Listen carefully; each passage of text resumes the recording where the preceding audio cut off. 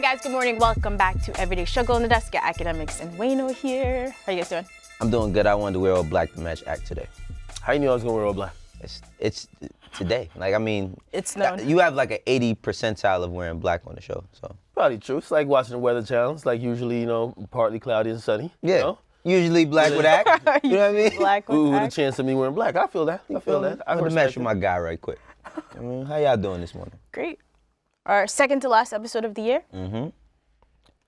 It's like I'm excited we're about to go on break, but then every time we're on break, the best things happen, like in terms of like actually good things goes down. that we want to talk about. Just be the baby we could FaceTime in. It's fine. It's accepted now. It's been a long year though, I ain't gonna lie. How many episodes? Someone told me we did like 106. Yo, 162. The audience, they're like, yo, damn, y'all going break all the time. Yo, we did name another show that's not like a morning show like on radio where you don't have to be on camera all the time and like it's like really specially aired tape shit that did 160 episodes of anything. Right. I think we did good. 160. He's I'm trying gonna play to say that number today. we deserved our break. Lotto? You play Lotto? I'm gonna play that number. I hit the number before. Really? Yeah, I hit the number for my son's weight. $500. $1 get you 500. Wait, what type of lottery you just played? One number? No, 3 numbers. Oh, 160. So I played his number was 8. He's 8 pounds 5 ounces. I play 850. You know what I mean, one for $500. I'm gonna play 160 straight and combinated. You know what I mean? Everybody else by the time this come out gonna play too. You Yeah, gonna lose a lot of people. go play a lot of people money, or you gonna make your 160. money. Hey, play listen. Wayno, man. When you see Wayno, just get whatever money you played from him. You got it. Right. All right, guys, so everyone is still mourning the loss of Juice WRLD. And according to TMZ, he may have died after swallowing multiple pills at the airport in Chicago on Sunday morning. So the pilot of his private plane reportedly told authorities that Juice WRLD and his team were traveling with guns. So when the plane landed, FBI and FAA agents were waiting for them. Then he was reportedly seen swallowing multiple Percocets as he was trying to hide them from the feds. So sources have told the Chicago Tribune that he actually went into convulsions while the cops were searching his team and then into cardiac arrest. So they did do his autopsy yesterday, but the medical examiner's office said that, quote, additional studies are required to establish the cause and manner of death. Police also did find guns on the plane and arrested 2 of his bodyguards, but they were later released since the guns were registered. So none of this is 100% confirmed yet, but just, more upsetting news, unfortunately. Yeah, this is a real unsettling situation. Just knowing that it's like, that was the final decision that, possibly took him, to his death. I'm just looking at it like, he was scared. You know what I mean? He's a young kid. Looked like he never really got in too much trouble, and he was scared and he just made an abrupt decision and it cost him his life. I wish, he could be here, actually fighting the case than passed away. But it's bad the situation he was in. I mean, we look at 70 pounds of weed on the plane. The guns, I mean, we was all shocked about the guns, but then finding out that they were registered to security, that makes it a little bit, There's one that's not. Oh, right? Yeah, one of the guns, but they didn't charge anyone yet because they said they can't trace like who actually had it. Who so they belongs to? Yeah, so they locked up one person when they dropped those charges, or they didn't go with it. Yeah, but it's just a nasty situation overall. You know what I mean? It's like, I'm just looking at it from the perspective of like Juice WRLD is the breadwinner. You know what I mean? He's the guy of the situation. Everybody's on a private jet because of him.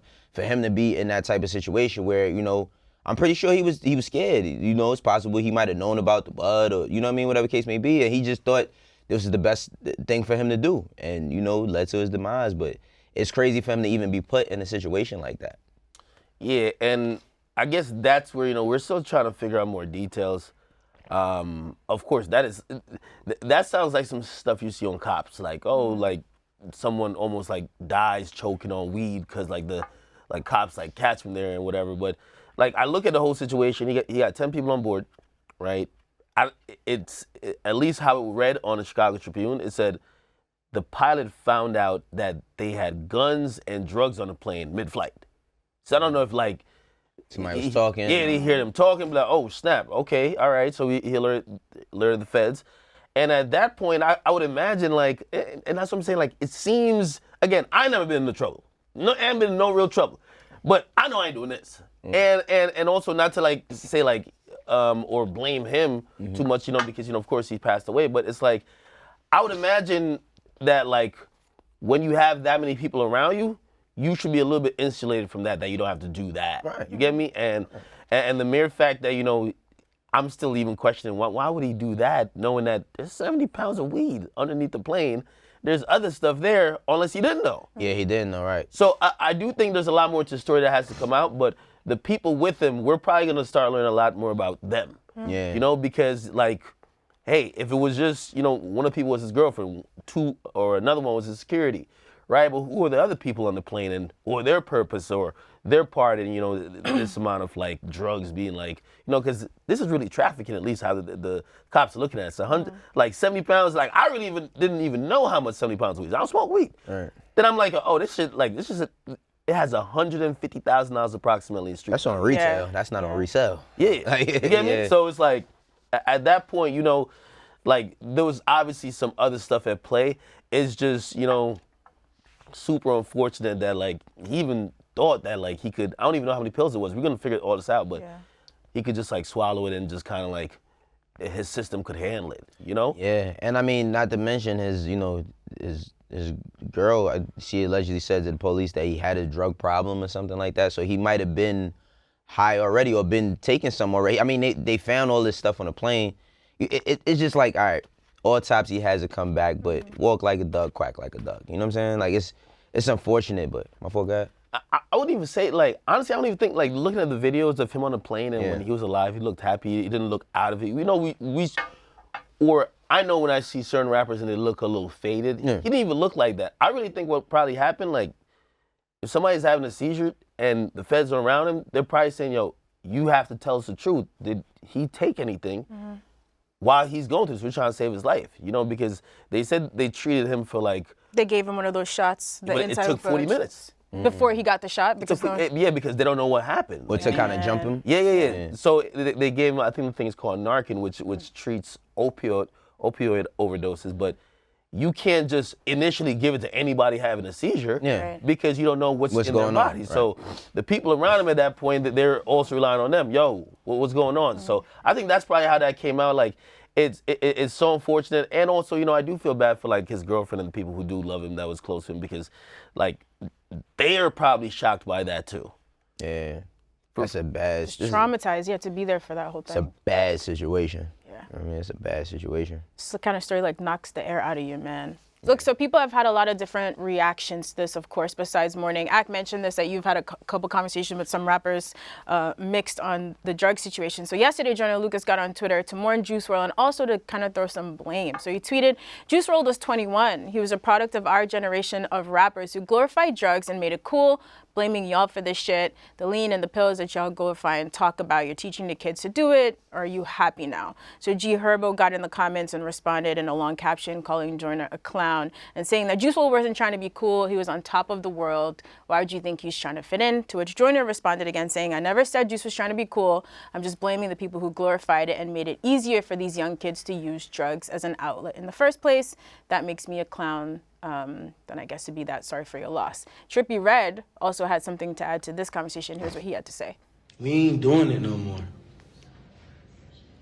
Period. If it ain't weed, we ain't doing it no more. I mean, this is, and I love Herbo. That's my guy. Like, this is the times where we gotta have them uncomfortable conversations. You know, I think that Joyner's comment, what he made, was just not comprehended the right way. He didn't say something wrong. He didn't say Juice WRLD was, you know, he was trying to do this or trying to be something. But, like, if we know that every day we watch commercials, right? We watch commercials, and sometimes subconsciously you might want an Arby's commercial because you keep seeing that commercial. You keep hearing it. So when you pass by Arby's, something clicks off in you, you know? You want it.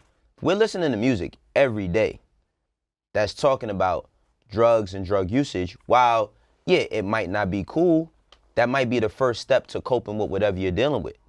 You know, there's always a point in time where a kid you don't just magically get addicted to drugs. You have to try it. You got to get it from somebody, probably doing it together. And a lot of these times you might be listening to the music that's playing that shit. music is, and I always say this shit, Glock, Smith & Wesson, none of them, they don't give out endorsement deals, but we promote guns in every video. Pharmaceutical companies don't give out endorsement deals, but yet we love to have the activists, the Qualitussin, the Tylenol 4s, all of that shit. We always promoting it. They not giving us no money, but they giving us death from it. And what Joyner's saying, I think he's just trying to spark the conversation of the uncomfortable one that we need to have. Drugs and music is a big issue, and we got to start tackling it. And I think we got to start tackling it before it becomes the issue. You know, I seen Herbo say in his long post that he's going to rehab twice. You know what I mean?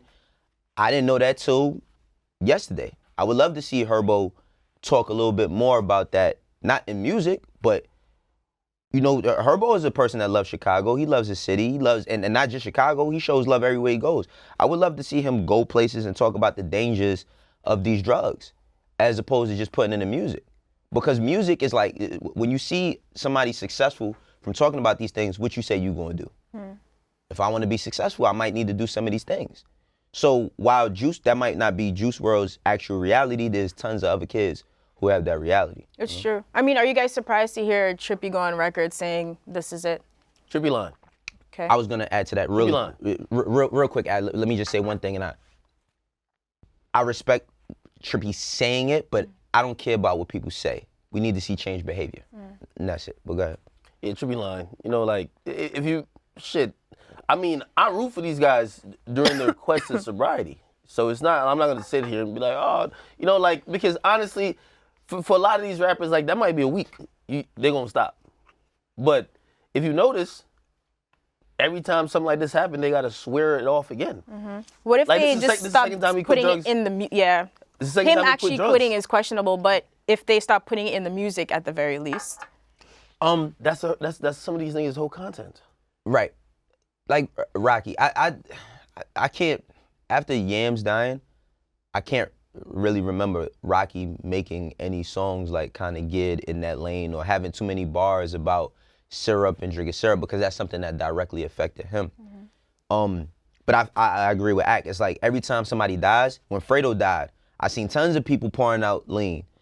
Lil Pump did. He quit 4 times since. Yeah. Now, 2 weeks ago, he said it was his 8th day. So you know, like, and again, by the way, and I'm not gonna knock anyone for relapsing as well. Trying, you know. But like, when you see this, it seems like it's making waves because you're like, oh, yeah, I get it. But you know, like, really, I think if a lot of these guys got it, they would have checked into rehab. Like, they have problems. It's not, like, if you think some of these guys could just see a story online and just be like, I quit. Nah, No. Trust me, this shit got a hold of, and maybe not Trippie. Now I want to just get down on him because his heart is in the right place, 100%. It's in the right place. But some of these guys is true addicts. Yo, I sat up and I watched Famous Dex talk about. Famous Dex had a couple seizures, and one he had on stage. I heard this guy on Instagram Live, and of course he is sad about Juice WRLD's death, but I heard him just flat out lie and deny the fact that drugs ever contributed to any health issues he had. That's somebody still in denial, like somebody that got to go to rehab for that. That person's never gonna come to the realization that some of the substances, and it doesn't have to be, like, you know, with Juice situation, clearly minutes after, you know, he ingested those pills, something happened. For some of these guys, it's just lifestyle, and they don't connect it because it didn't happen.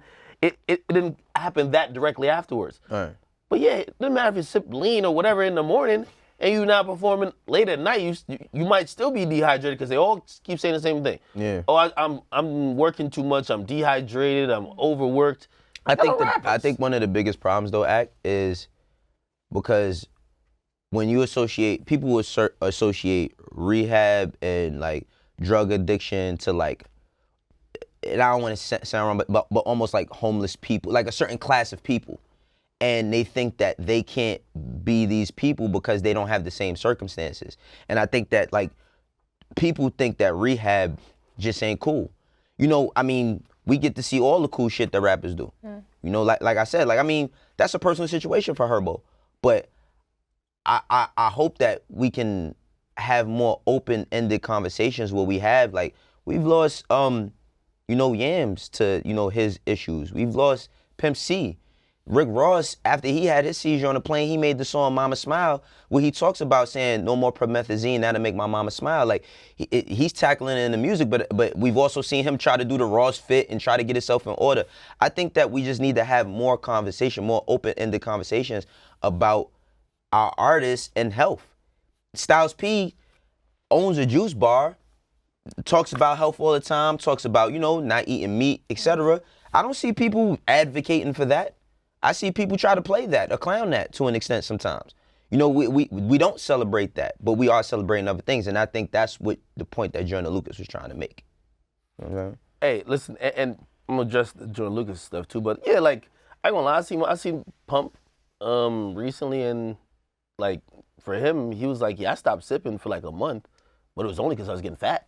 You know, like if the health effects is not only just gaining weight, you know, like, yeah, it's not just gaining weight. It's affecting your heart. It's doing a lot of different things. So like, while for him it's just aesthetic wise, it's like, yo, damn, you know, like I got to be out here shirt off doing shows. Let me chill out for a little bit. You know, I hope he grows to get the understanding that the health effects. You know, he's super young, like one of the youngest rappers we have now. That despite even you being young, because Juice WRLD's only 21. It can still affect you in those type of way. In terms of what Joyner said, and even G Herbo's response, I get both sides. Yeah. And really, Joyner should have just at Future. Like, he's talking to Future. Like, again, let's put it on record, because Juice WRLD said it in Vulture. When he first met Future, he said the first thing he said to Future, says, thank you for introducing me to lean. That's powerful. Yeah. If that ain't powerful, and again, I don't want to even address this by trying to like throw in death as a burden or as a blame on Future. That's a very heavy burden to bear. And I'm just talking about the music though. So when I say like, so what Joyner is saying, he's addressing that. Yeah. He's addressing that. It's not like he's making it up. Juice WRLD actually said it. Now, Future did apologize. Future apologized, and clearly I would take his apology and him admitting to maybe his influence will lead to change behavior, right? Because if you apologize, you still do the same thing, and there's another kid who's in 6th grade that you help hook on drugs, whatever. But I think with Joyner's post that G Herbo might have found a little bit offensive, and we see it from time to time. It's a little bit of rust in there, where it's two things, timing and agenda. Right. The timing, like, he just passed away, and you're all looking to point fingers already. Right. Though we should use this as something to teach, though we should learn lessons from this, to almost push away the mourning period, to almost to say, yo, fuck mourning for a little bit. Let's just find out who's to blame. This is, yeah. You got to realize G Herbo's going through it. You got, like, that's his nigga. Yeah. Like, they were rolling together like this. Yeah. You feel me? So he's probably like, damn, what, like, can't even get a half a day to mourn. Yeah. And then the second thing is agenda. Again, certain rappers, like, and that's why I think Russ caught flack a little bit at first. Russ ain't into that drug shit. You feel me? And a lot of these rappers, like, and G Herbo isn't, he don't rap about some addict shit. His music ain't really about that, Yeah. but they've had their stints or their whatever personally with it. And for them, it's like, don't use our guy's death that quickly, Right. timing, Right. to push your agenda. Right. And I think that's why, you know, he has his take, and why, of course, G Herbo never typed that much in his life. But you can imagine he really feels some shit about that. Yeah, and it's also, like you said, in the messaging, once you put the word blame in there, someone's gonna get defensive instead of being able to have an honest conversation about it. Right. I'm with Wayno though. Like, it's just like it's a weird way, and that's why I kept saying grief counselors yesterday. Yeah. Like, how do you let people grieve? How do you let people have that moment of reflection on someone's life, and then still have the necessary conversations to say, man, we really need to hold each other accountable. I think we is the key word there. Yeah. Instead of saying I'm going to blame y'all for this, and again, I think Joyner did make a very good point. He didn't mean any ill will by it, but I think it's more of we instead of you and y'all. Yeah. That makes a big difference. I think in often. a lot of things that Herbo said, like, I think we just got to start teaching different methods of coping with, you know, trauma and different things, because like when Herbo says certain shit about like friends dying, like one of my best friends, first friend I ever had in my life is tattooed on my arm. He died at 17, I was 19, murdered. You know what I mean? I got countless amounts of homies that's died or gone to jail, all types of shit. And I just, I didn't use drugs as my method to get over it. I've gone through a lot of different things, but I think that like it's cool for us to start having open conversations about there's other things that can be done. The problem is that, in the hood, in the city, in urban or whatever they want to classify it as, they don't have budgets. You know what I mean? They don't have budgets to have counselors. They don't have, places for kids to escape. But there are tons of things. I want people to stop creating this misconception that there's nothing for kids to do or there's nothing there. The problem is that we would rather spend money on other things. There's plenty of programs you could go to. Some of them you just got to pay for, and that, not just drug programs. I'm just talking about like inner city youth, for them that have places to go, to have outlets. And a lot of that information just doesn't get through because people are not looking for it. And we just got to start having these conversations about other ways to cope. Because if we just keep medicating ourselves, we killing ourselves.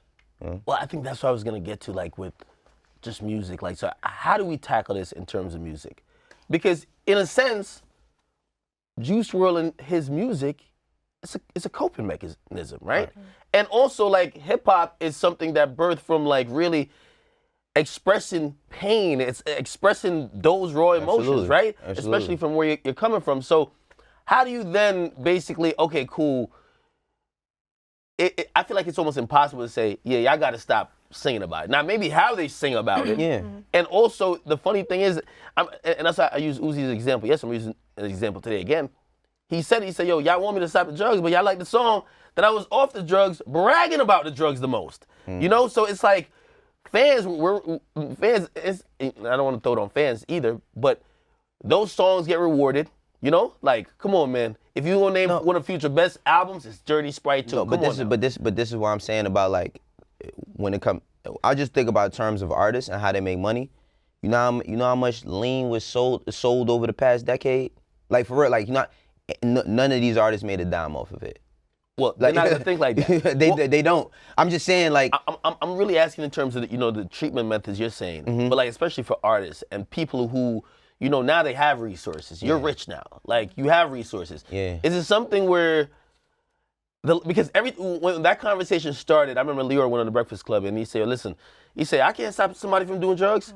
I ain't got to be around you, but I'm still going to keep funding your music career. Whatever you do with it, like, basically, it was one of those, like, hey, in the music business, it ain't our job to be the person that's having an intervention with you. Right. But it is, in theory, your job to take care of the artist, even if you're looking at it just as taking care of the breadwinner. Yeah. You know what I mean? You do have the resources for stuff like that. Also, but you can't force the artist, is then. Is it the team? Is it that person's parents? Is it somebody? Evidently, it's not the team. It's going to...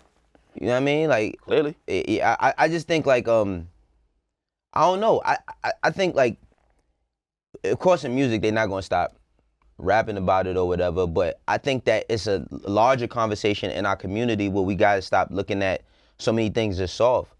Like, to be emotional is like to be emotional is just a human trait.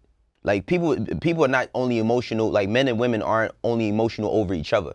We're emotional about a lot of different things. And then the thing, 1 second when a man is emotional, they call you soft, they call you all types of names, and then you hide that and you mask it with so many, with drugs and all these other things. But I just want people to, let's not get it fucked up.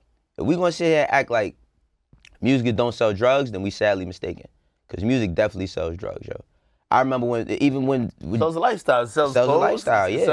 Sells everything that's promoted with it. Right. And the thing is that drugs don't do nothing but kill us and put us in jail. So what do we really want out of this shit? That's all I'm saying. Like, you know what I mean? And I'm not saying not to rap about drugs, because that's a real reality, but I'm just saying we gotta, beyond the drugs, we just gotta start changing methods on how we deal with each other. I think a lot of, in music, we just don't deal with each other with compassion. We don't deal with compassion. We don't deal with love, because a lot of people just they don't know how to love. They don't know how to show remorse. Like, think about this, yo. The unremorseful song is the best song. You talking about killing a fuck nigga, nah. That's what I always said about, like, even with, like, being in the streets. When people always talk about the streets and they show the lifestyle of, the guns and this, that, and the third and the gangs, they don't talk about trying to go to sleep after you did something wrong. You know how hard that is? That's why niggas is drinking lean so that they could go to sleep.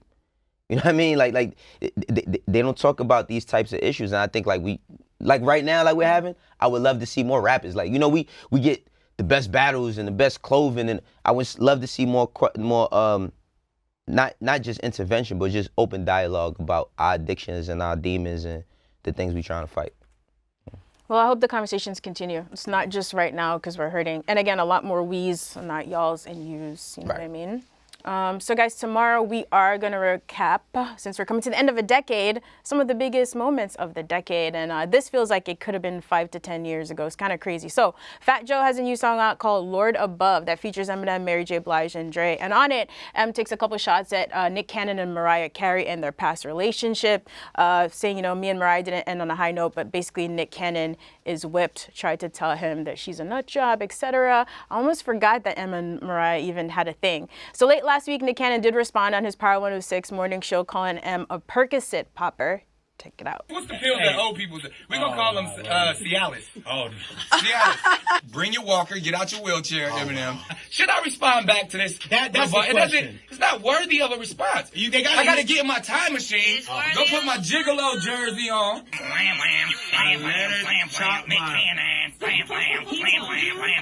All right, Nick was really excited for this content, man. So he goes on to challenge M to a rap battle on Wildin' Out. Then he actually released a diss song called The Invitation, produced by Hitmaker. Even has a snippet of a phone call from Suge Knight on it. The artwork reads, Eminem, you're cordially invited by the Black Squad. So he's calling out M for allegedly raising a child that's not his.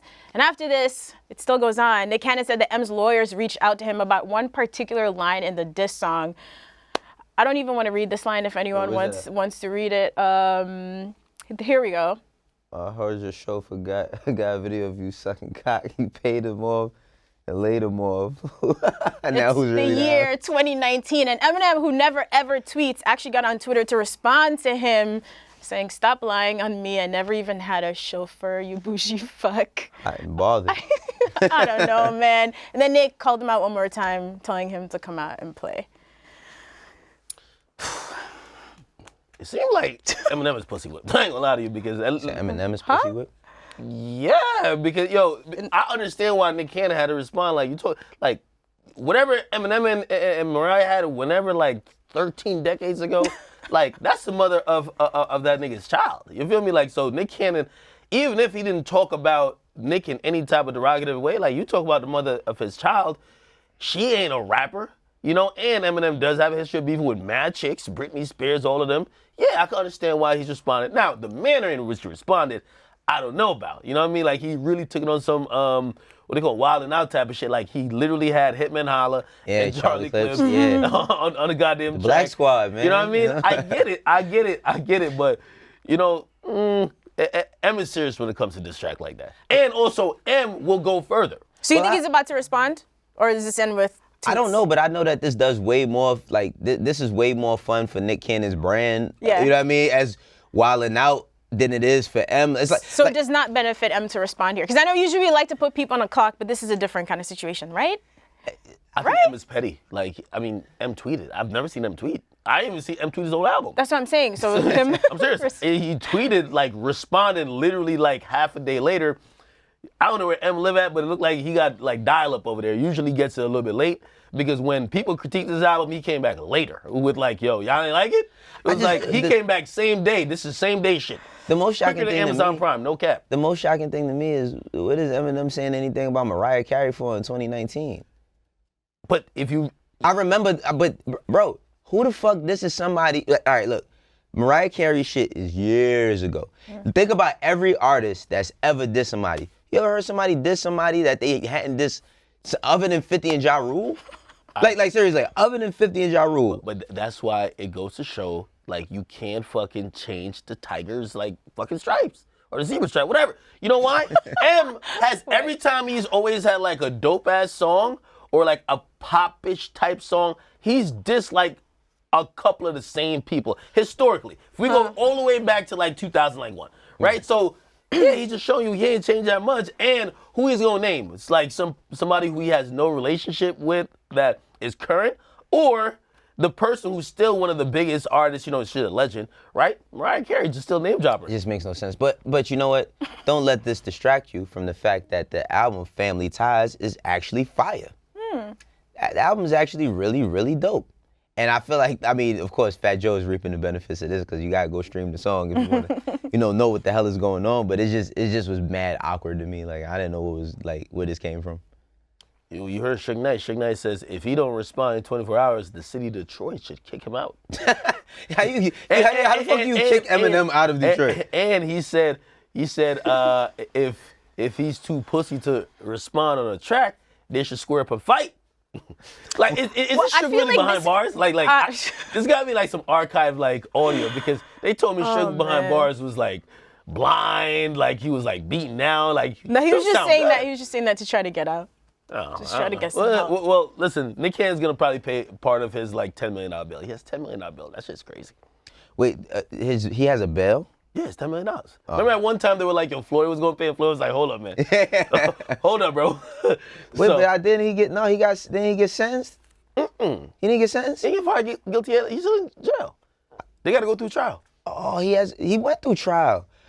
Yes, they did. Remember they had people come on the stand and all that shit against him. They did. He got sentenced to 28 years, bro. Suge Knight? Yeah, Suge Knight. 28 years? Yeah, he got sentenced to 28 years for manslaughter. Oh, my bad. Yeah. Oh, damn. That's what I was about to say. I'm like, bail? Yeah, bail at one point. Yeah, before he went to trial, nigga. Like, oh, shit. Maybe we should have that Suge Knight not a hot enough topic for him to know. You usually never miss any police reports. I remember you couldn't utter Suge Knight name in the wrong sentence. Like now, like that shit is crazy. I ain't gonna lie, all went left when that barber knocked him out, man. Like, shit was crazy. Yeah. All right, man, let's talk about a little bit of music. So Roddy Ricch finally dropped his debut album, Please Excuse Me for Being Antisocial. This came out last Friday. 16 songs featured from Gunna, Lil Durk, Meek Mill, Ty Dolla $ign, and more. Production from Jetson Made, Mustard, Lil Mexico, 30 Rock, and more. So we got 3 singles from this project. Big Stepper, Start With Me, featuring Gunna, and then the most recent, Tiptoe with a Boogie. Did this album live up to your expectations? I want to know what you think. He was your pick for Rookie of the Year. I thought this was a strong freshman album, and we're calling this his debut, right? Yeah. Okay. Yeah, no, I like it. Like, I ain't gonna lie, I didn't like all the singles. Like, I didn't like Start Me with Gunna. By the way, Perfect Time, which is not a single, super fire. Moonwalker with Durk is fire. Big Stepper I was cool with. What about that Boom Boom Room? I like that song too. That's what I'm saying. Like, remember I told you he threw out like 4 singles, and I was like, okay, what we doing here? What we doing here? Because I felt like he found one. With the Tiptoe joint is dope, and then I'm still going off singles that's not even on this project because he's continuously putting out music that's doing really well, including the song "Ballin'," which is DJ Mustard's song. Yeah. But overall, I felt like I feel like he has like some OG guidance in creating a dope freshman album, and honestly, like, just listening to his sound, like, I feel like he's found like a pocket where he's really comfortable in. So, the music spoke right here for him. And also the name of the album, you could tell he's not one of the guys, he's one of the guys who's reserved. He's kind of like an A Boogie type of personality to me. Like, he's not going to be super out there, this and third, yet you hear the music all over the place. It streams really well, and I think it does most of the talking for him. So I think it was a good job all over the board. And, of course, DJ must have returned the favor with that track, High Fashion. Yeah. Well, I like this. Well, remember, I told you I heard a bit of it before it came out, and tutelage is coming from my man Dallas. He's his A&R. He also is Meek's A&R, and he was Nipsey's A&R. So he definitely has somebody in his corner that's showing him the ropes on the music side. I really, really like this album a lot, just because it's really telling of who he is. He gets to tell a bit of his story and have fun. But there's one thing that I noticed. I noticed that you ain't say nothing about it, though. Remember that track list that popped up? You don't remember the track list where he wrote out his track list? That it was on, like, going everywhere? Yeah. There's a song that's missing. A song that you heard that's missing? Yeah, it's a song that's missing. The Antisocial song. You ain't see he had the feature blocked out? Yeah. Who's supposed to be on the feature? I don't know, but I got some guys. Why are you being so? I Look at don't this know. nigga right here teasing it. Nah, I don't know because Some people said Summer Walker, some people said Drake. But a lot of people were saying like Summer Walker because heard Antisocial, like, she has anxiety. But I didn't. The thing is that I didn't know the name of none of the songs, so I don't know like which song which is which. feature wasn't on there? It was definitely a feature. Because he blurred out the feature. Which feature you heard in studio that's not on the album? Wayno ain't trying to give it up. Look at Wayno. Don't be teasing this shit.